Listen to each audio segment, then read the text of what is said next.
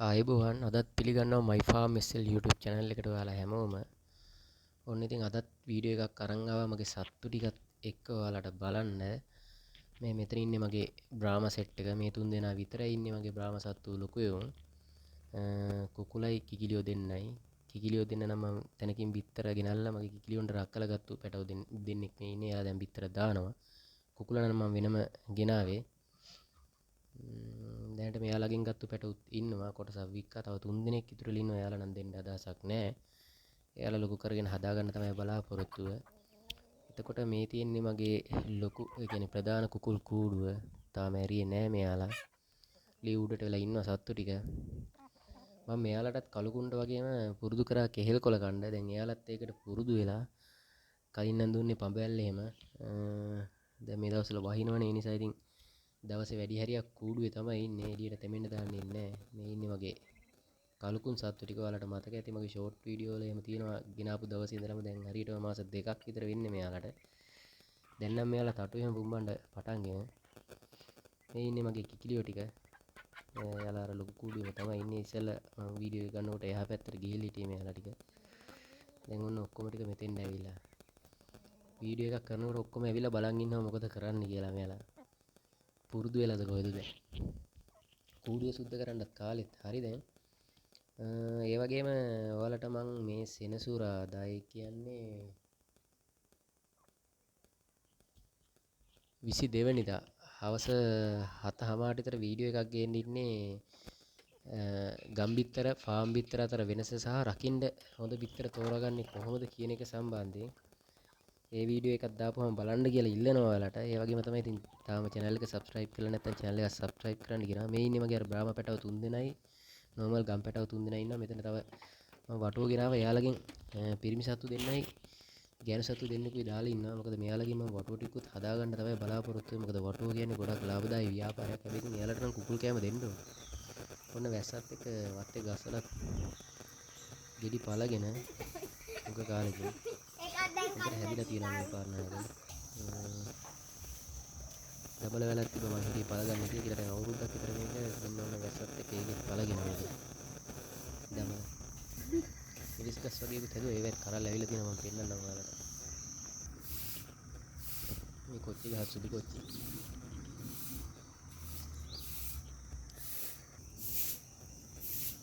මේ මෙතන මගේ පොකුණට උඩින් ගස් ගෙම්බු වගේ බිත්තර දාලා. මොකද මේ පොකුණේ ඔය අයිනේ දානවා බිත්තර දැම්මේ. එතකොට මාළු කනවා ඒක. දැන් මෙයාලා ඒකට පුරුදු වෙලා ගහ උඩ දාන්න. එතකොට අර ඉස්කෙඩි හැදුනා මෙහෙම වතුරටනේ වැටෙන්නේ.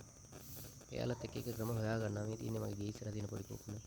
ඔන්න අඹ ගහේ ගෙඩි හැදිලා මේ පාරලා.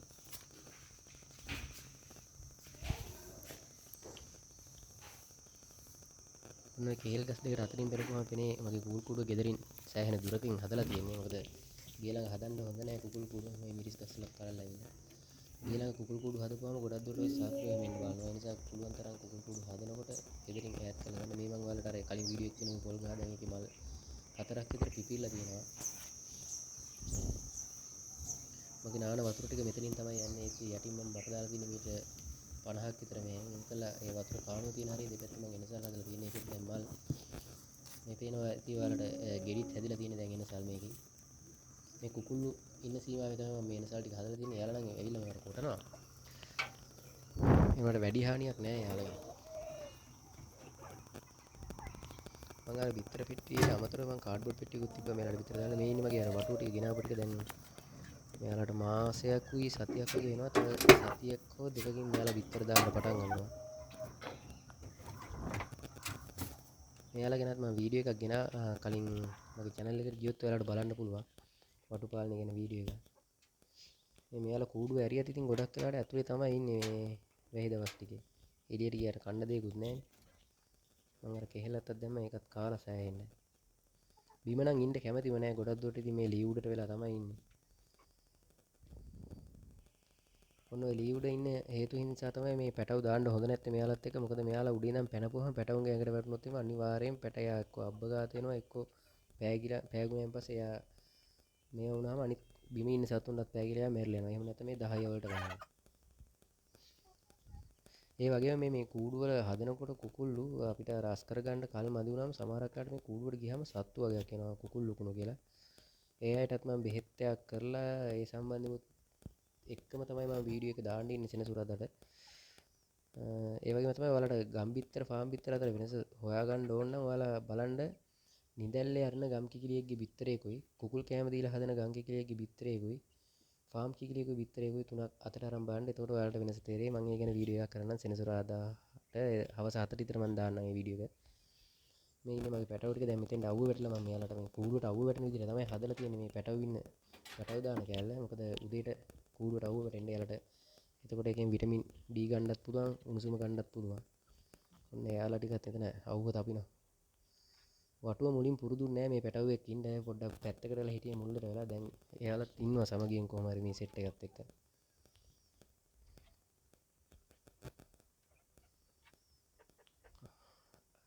මේ ඉන්නේ කලුකුන් ටික. එයාලට කොහොමත් දවසකට මං කෙහෙල් කොළ 4ක් විතර දෙනවා. ඒ හතරම කනවා ඉතින්.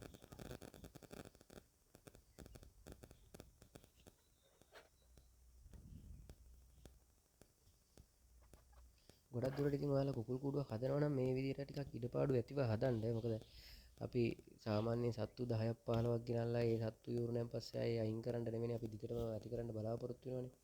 ඒ නිසා මේ වගේ පොඩ්ඩක් උස තියෙන්න ඉඩපාඩු තියෙන්න හදාගන්න. ඒ වගේම මේ වගේ ලී ගහන්න ඔය මැස්සක් වගේ ගහනවට වැඩිය හොඳයි මේ වගේ හෙට මෙහෙට ලී ගහලා දිනවා නම් මේ සත්තු ලී උඩ තමයි ඉන්න ආසාර වගේ තැනකට වඩා. කොහොම රැයට මේ පල්ලා ඔය ගහලා තියෙන ලී වල එකකවත් ඉන්නේ නැහැ. මේ උඩම තියෙන ලීය තමයි ඉන්නේ. මේකෙත් නෙමෙයි මීටත් උඩින් තියෙන ලීය. මෙන්න මේ ලීය තමයි ඔක්කොම ටික ඉන්නේ පොඩිමට. මම ෂෝට් වීඩියෝ වල එහෙම ගෙනල්ලා තියෙනවා මෙයාලගේ ඔය රෑ වෙලාවේ. ඔක්කොම ටික කොහොම හරි යනවා ඔය ලීය උඩට. පොර කකා හරි. ඒකේ තමයි ඉන්නේ මෙයාලා. ඔය පල්ලේ හලී වල ඉන්නේ. පල්ලේ හලී වල ඉතින් දවල්ට ඉන්නවා. රැයට ඉන්නේ නැහැ. රැයට මේ උඩම ලීයට යන්නේ යාලා.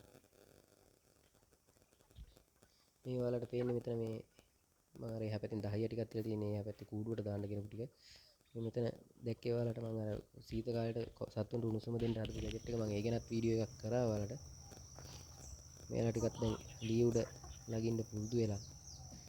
දැන් සෑහෙන ලොකුයි මෙතන මම දවසේ පැටව ගෙනාවේ. දැන් මේ වෙනකොට සාමාන්‍යයෙන් හිතන්න පුළුවන් තත් ඉන්නේ මෙතන 8 දෙනාම ඉන්නවා හොඳට.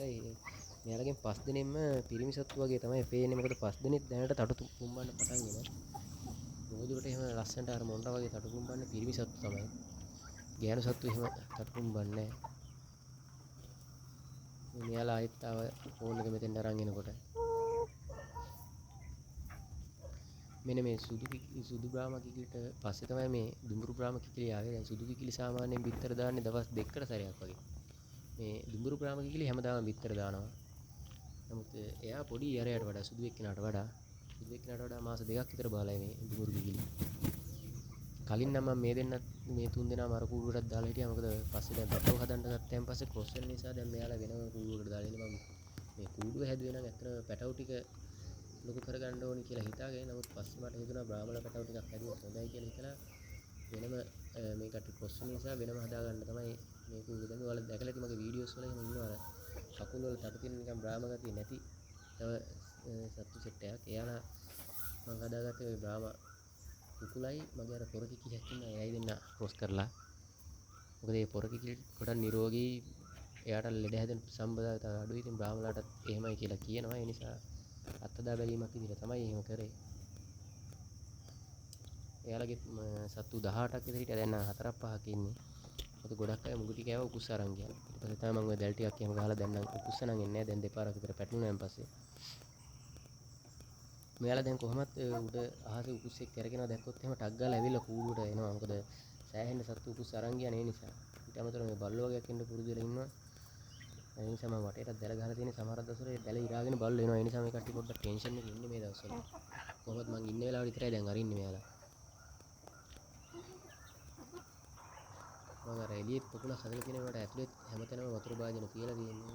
දවසින් දවස ඒවා මාරු කරනවා. මොකද නැත්තම් ලෙඩ හැදෙන්න පුළුවන් නිසා. ලෙඩ හැදුනොත් බෙහෙත් කරනවට වඩා හොඳම දේ තමයි ලෙඩ හැදෙන්නේ නැති වෙන්න සත්තු ටික බලා ගන්න එක. මෙන්න මේ වටුවන්ගෙත් මෙන්න මේ පපුවේ පුල්ලි තියෙන ගෑනු සතා. يعني පිරිමි සතාගේ පුල්ලි නෑ.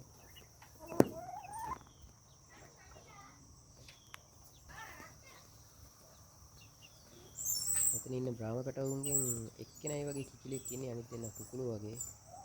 දැනට මොකද අනිත් කන් කුකුළු වගේ නෙවෙයි. ඉතින් බ්‍රාහ්මලා නම් හොයන්න අමාරුයි ලොකු වෙනකන් සත්තු. මෙන්න මේ කොණ්ඩ කිකිලියුන්ගෙන් බිත්තර ටිකක් අරන් ඉස්සරහට තව ටිකක් කොණ්ඩ කිකිලියු ටිකක් හදාගන්න තමයි බලාපොරොත්තුව. එතකොටත් මම වීඩියෝ එකක් ගේන්න. මෙන්න මේ කුකුලා නම් මේක වගේ අපේ පට්ටියේ එකෙක්වත් නෑ. මං හිතන්නේ වලි කුකුලෙක්ට ක්‍රොස් වෙච්ච එකෙක් වෙන්න ඕනේ. ශරීර ප්‍රමාණයත් අඩුයි. හැසිරීමත් ගොඩක් අනිත් කුකුලුන්ට වඩා වෙනස්. සෑහෙන්න කලබලයි.